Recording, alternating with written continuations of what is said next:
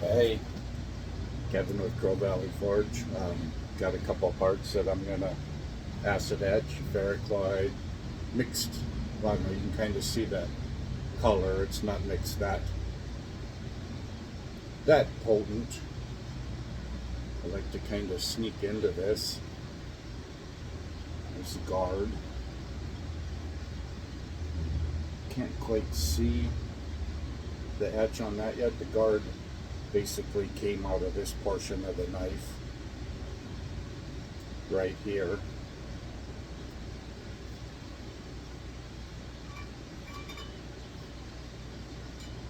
Well, I just put enough, just topped it off a little bit water. This is a longer knife than I usually do, and it's about a half a guard, and it'll be overflowing. It is right up to the top.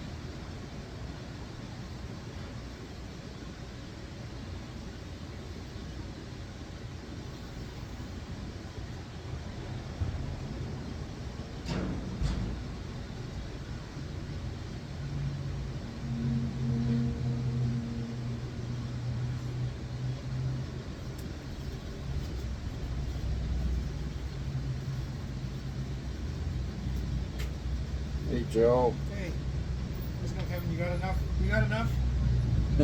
I'll just toss them down. You know what I use them for, if anything else? Uh-huh.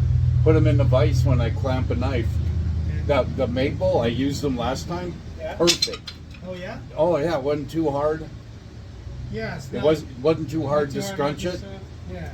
Here, check this out. What's that? Magic. Oh. It looked like a piece of chrome when it went in. Wow. What is this? Ferric chloride. I told Bryce it was reindeer piss. He liked it better when he found out it was reindeer piss. Oh, very That- cool. What a gorgeous pattern. Yeah. Just kind of eats away all the. I don't know how to do the math on how many layers that is. 224, doubled 48, drawn out, then doubled, then twisted, and then stacked up with 8 layers. So I lose track of the math, but it's pretty dense. It's got a pretty tight grain. Let me get my glasses. Oh, Joe, right here.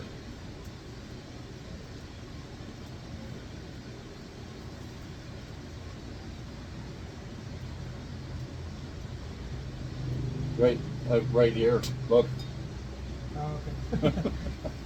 I'm deciding what works best for me. Here, you can grab. Yeah, mine's 2.0. No, 2.5. Okay, I couldn't find my 2.5 today.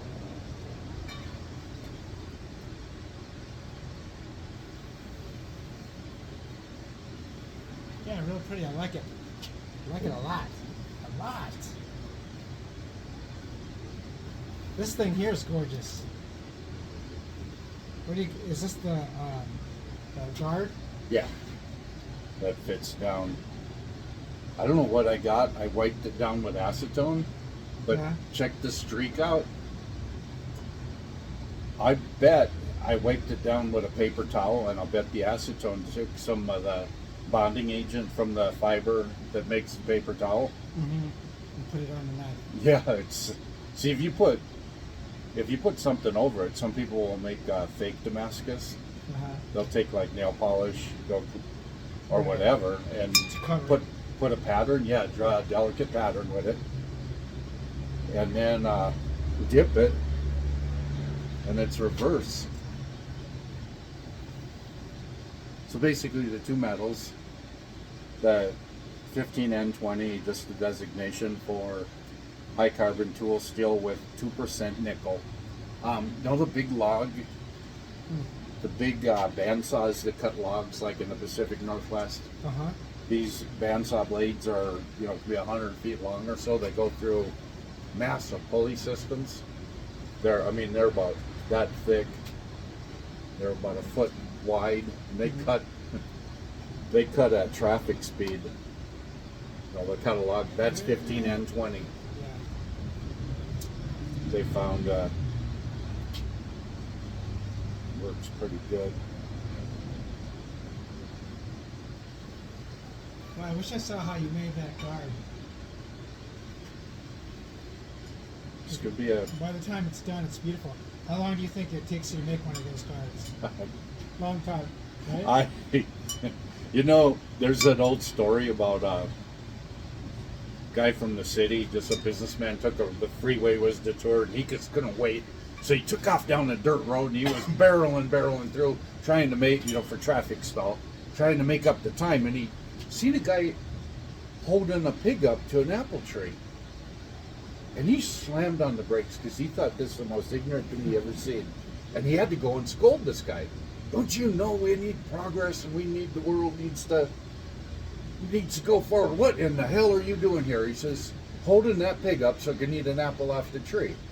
The guy looked at him, he says, well, it's just obvious when the pigs eat all the apples that fell to the ground, they might like one on the tree. So he's holding the pig and he's eating on the apple, and this is the stupidest thing I've ever seen in my life. He says, what a waste of time.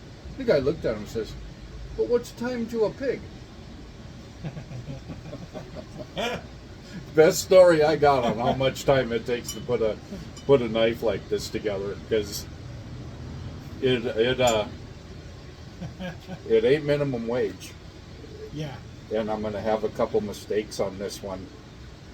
The guide has got a bigger gap than I need. Mm-hmm. I don't have silver solder right now, so I'm going to epoxy it. I mean, it's not going to be perfect. That looks like something that you would cast, but I know you didn't cast it, obviously. Oh no, it's cut. I know. Right out of this portion. Okay, I think, is this the side with the streak? No, this was. Okay, the acid is eating past it. But interesting. See the streak? Yeah. So I'm sure I wiped it like this, and maybe I used the towel by mistake that had some layout dye on it. I wiped the layout dye off the guard in a spot. But it's streaked. I really love this guy here.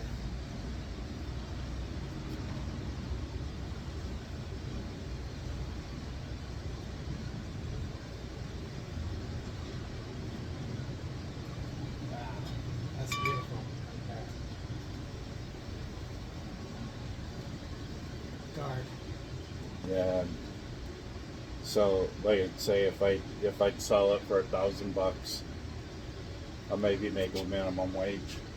Really? But this is my second one. Yeah. So, I will use that as defense. Oh yeah, I bet you the 20th one, you'll be a master.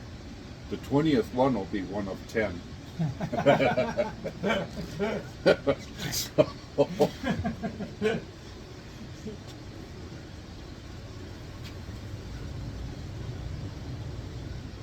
I actually seen a guy doing that, and he's like, and he did stage by stage, but a lot of 10. And he said how proficient you get, like punching that hole and then filing it out square. You'll go it's just a little ways to go. I don't need a rotary tool. Yeah, you do. And then so do 10 and have the fastest rotary tool and swap your bits, and you would be able to do that really close and just knock out the corners with a CNC in a bit. With a metal CNC, not with what I have. Well, yeah. Well, you would be my go-to guy there for the knowledge for it. Yeah. Computer, square hole. Yeah. I have a friend in Idaho who has one of those desktop CNC. Looks like it's the size of a phone booth. And then the CNC area is like half the phone booth. think he said it was about 14,000.